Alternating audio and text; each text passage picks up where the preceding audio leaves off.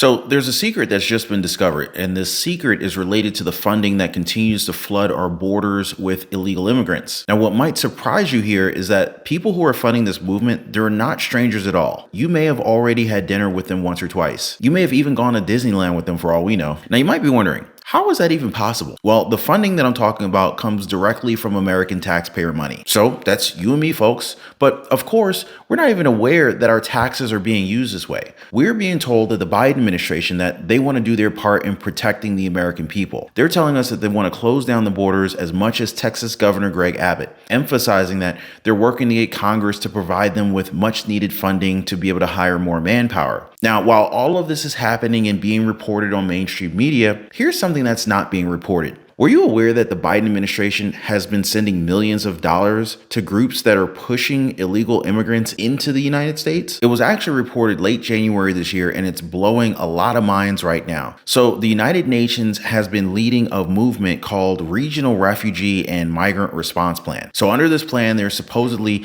more than 200 nonprofit groups that are tasked to give out $1.6 billion in cash, debit cards, food, clothing, medical treatment, shelter, and even humanitarian transportation for this year alone. This assistance is being provided to 17 Latin American nations and Mexico for immigrants who want to get into the United States. Now, let that sink in just for a second. This alone has some critics of the Biden administration calling out the president for being hypocritical. They're saying that when Biden's facing the people, he's saying what we want to hear. But when the doors are closed, he's doing the exact opposite of what the people want. Now, before I really get into the meat of the details on this is going to blow your mind.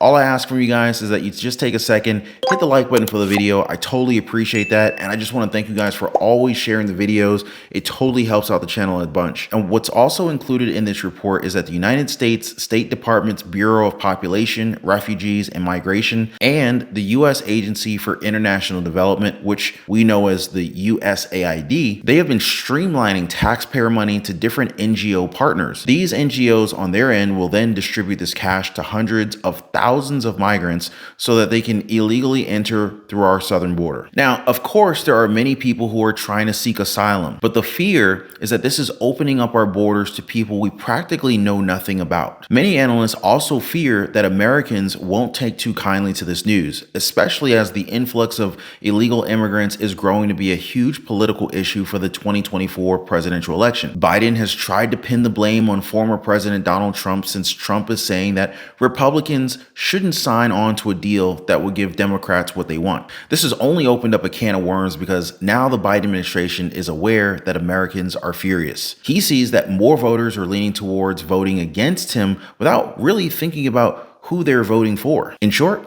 it's becoming a situation where Americans want anyone else but Biden in office. But it looks like the White House has had some foresight regarding this issue. Late last year, President Joe Biden and Mexican President Andres Manuel Lopez Obrador held multiple high-level meetings to discuss what's happening on our border. Both leaders admitted that something needed to be done since illegal immigrants at the time were peaking at 5 digits per day. Now, this meant that there were days where more than 10,000 people were showing up at our doorsteps. It was also around the same time when we saw the press get word of these staggering numbers. This pretty much took a hammer to the president's political glass and shattered it. But ever since that meeting, and even more meetings that include Anthony Blinken and Alejandro Mayorkas, the situation suddenly changed course. So instead of 5 digits of around 14,000, the numbers of people trying to get into the country went down to just 4 digits, or around 5,000 people per day. Now, you're wondering, how did that happen, right? And how did it happen so quickly? Well, the Mexican army happened. A sudden release of the Mexican army, state police, and National Immigration Services put a cork in the U.S. Mexico border.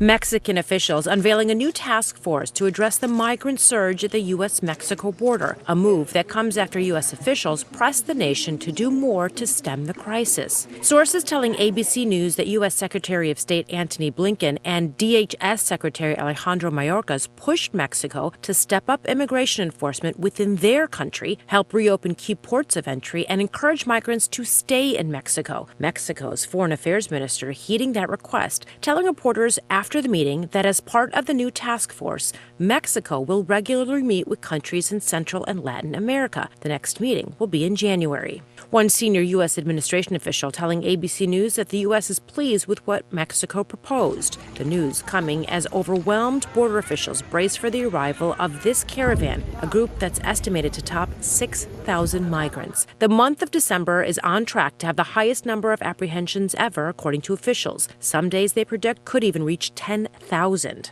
Elsewhere in the U.S., Republican Texas Governor Greg Abbott is frustrating Democratic mayors by sending migrants to those cities, all on the taxpayers' dime. New York City mayor is telling him to stop playing games and urging the federal government to intervene. To stop the games and use of migrants as political pawns. We need the state and federal government's help in resettling and supporting the 68,000 migrants still in our care, as well as those who are on their way and those yet to come. Migrants who were hopeful to getting into the United States were suddenly rounded up and forcibly taken 1,500 miles into the southern Mexico. Now, we cannot say for sure that this is the product of the meetings between Obrador and Biden, but it sure helps in the polls, doesn't it? Because that's what matters to President Joe Biden right now. If it's going to help him in the polls, then expect some action to be taken. But of course, Mexico probably can't keep this up forever, right? That's going to take too much effort and too much money to keep hauling thousands of people over to southern Mexico 1,500 miles in, right? Which is why some experts have predicted that this bottlenecking of the border can probably last until November 2024. Now that's very convenient for the Biden administration because it coincides with the 2024 presidential elections. Now, is this just a coincidence or is everything going according to plan? Now, what has some experts up in arms though is that the U.S. Mexico border isn't the only problem. The reality is setting in, and it's shown that even Canada is becoming a threat to the United States. How so? Oh, well, more and more illegal immigrants are showing up in Canada in hopes of getting into our country. So we're seeing threats coming in from the southern border, and now the same might be happening at the northern border. Now, I want to be very clear about the term threat here, okay, guys? So the threats that experts are worried about is the threat of people sneaking into the United States while they provide us with made-up information.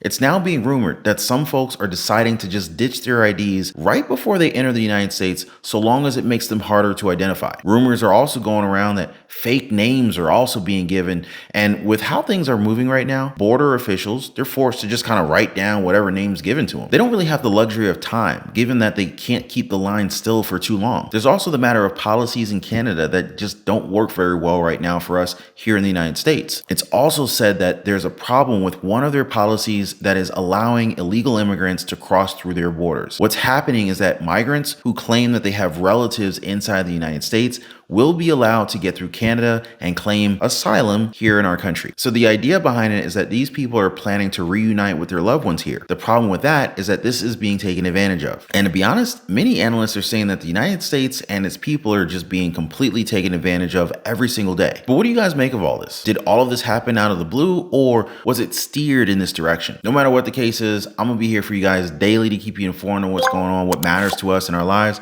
Before I go, I just want to thank you guys for hanging out. Thanks for liking the video, and I'll see you on the next one.